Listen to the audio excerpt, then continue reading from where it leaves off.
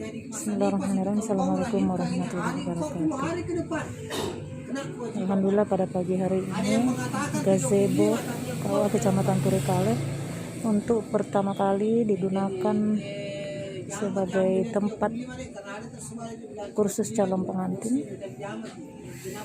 bagi calon pengantin Kawah Turikale. Di sini nampak ada 3 pasang calon pengantin dan materinya ini membicarakan materinya tentang fikih tohara, khususnya tentang tahara junub dan tahara. Jadi ini sebenarnya belum final, penyelesaiannya belum final karena masih ada lambing yang akan dipasang dan juga belum dicat.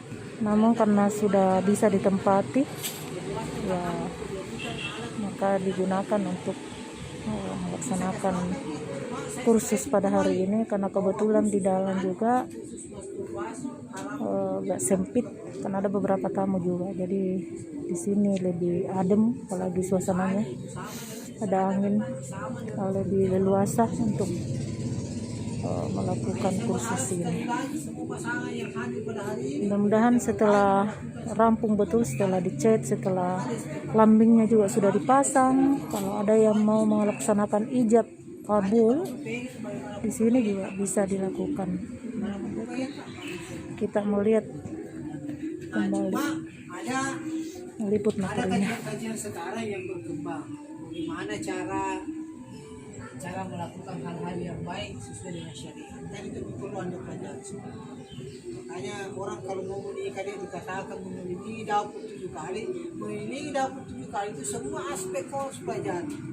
Bagaimana kewajiban kamu, bagaimana hak dan kewajiban kamu, bagaimana memenuhi kebutuhan suami, istrimu, bagaimana memenuhi semua. Karena ekonomi hak dan kewajiban itu luas cakupannya deh. Cakupannya adalah memenuhi sandang dan pangan istri, ekonominya, perumahannya, pakaiannya, alat-alat istri, semuanya itu mencakup di dalamnya.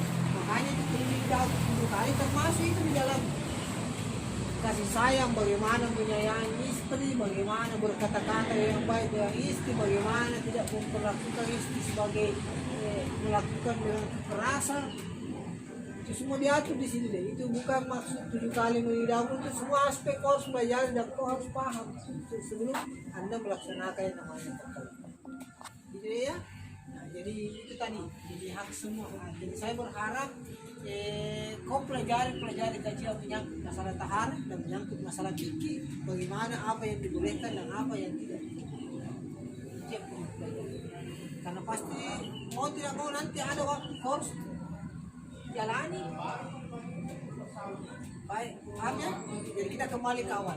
Jadi materi yang pertama bahwa yang pertama adalah kalau kita berniat itu nawaitul usul li rabbil hadas akbar billahi ta'ala. Nah, tidak kalau tadi kita kan nawaitul usul li rabbil hadas akbar billahi ta'ala. Dalam hal mandi wajib tidak ada hadas kecil. Yang cocok hadas kecil ketika kita wudu. Nawaitul wudu alirab ini hadas asghar. Nah, paham ya? Asghar. Dan tidak ada itu niat dalam hal mandi wajib. Saya berniat mandi wajib menghilangkan hadas besar dan hadas kecil karena Allah. Tidak ada. Dalam hal mandi wajib yang dihilangkan hanya hadas besar. Makanya rangkaiannya mandi wajib itu ada di dalamnya berwudu. Karena hadas besar, mandi wajib itu menghilangkan hadas besar, berwudu menghilangkan hadas kecil. Ya. Ya, sekarang kita masuk materinya. Yang pertama adalah yang diriwayatkan oleh Aisyah, yang disempurnakan hadisnya oleh Sulaiha, bahwa yang pertama dilakukan Nabi ketika dia mandi wajib, yang pertama adalah mencuci tangan. Yang kedua mencuci kemaluan. Paham sih? Cuci tangan, kedua mencuci kemaluan. Yang ketiga berwudu. Ini berwudu sebenarnya dalam hadis hanya Aisyah melihat berkumur-kumur dan membasuh hidung, tapi itu ada yang mengkiaskan bahwa itu wudu. Makanya di sini dikategorikan, dikiaskan di sini wudu. Makanya jadi yang pertama tadi cuci tangan, yang kedua, yang ketiga berwudu.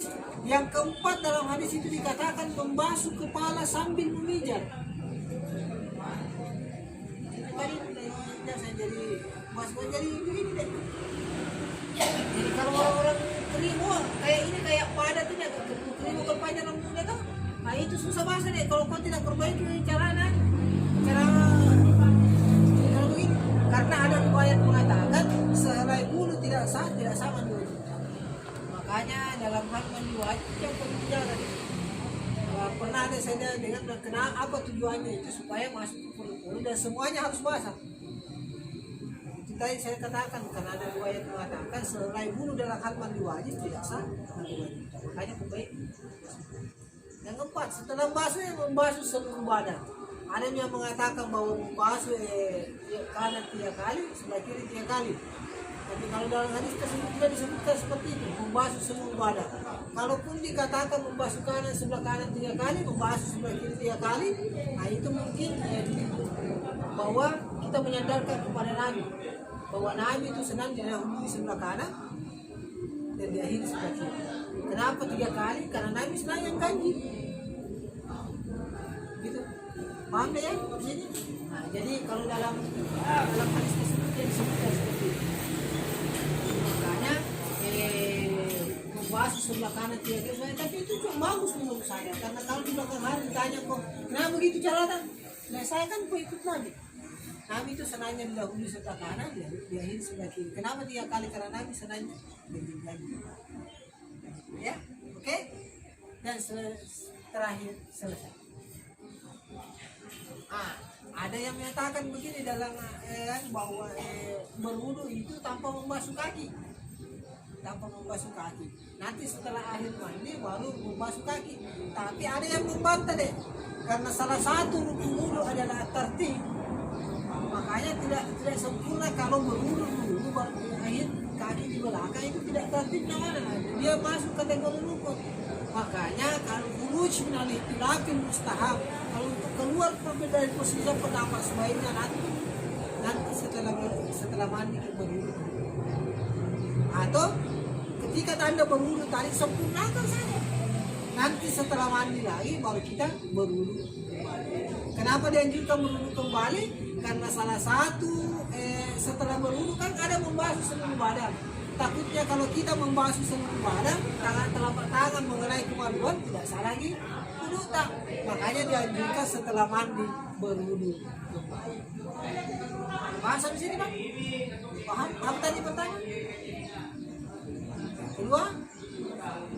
Ketiga? Yang keempat?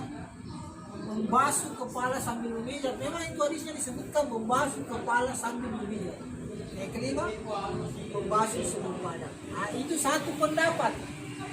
Kalau dibuka kembali hari selai ada bahwa yang namanya mandi wajib adalah mana yang supaya membasuh ujung rambut, cukup berniat dan membasuh ujung rambut sampai ujung kaki. Jadi pada hakikatnya semuanya benar. Yang penting intinya bahwa kita berniat. Yang penting intinya kita berniat. Yang kedua, membasuh ujung rambut sampai ujung kaki. Jadi kalau kita di pinggir sungai, ente sekali cukup berniat, lupa sibuk, lupa agak dengan jelas. Kalau mau yang lebih sempurna, jalani sesuai hadis yang diriwayatkan oleh Aisyah. Itu rentetannya tadi disempurnakan hadisnya oleh Sulaikha. Oke, paham sampai sini? Ada pertanyaan sampai sini?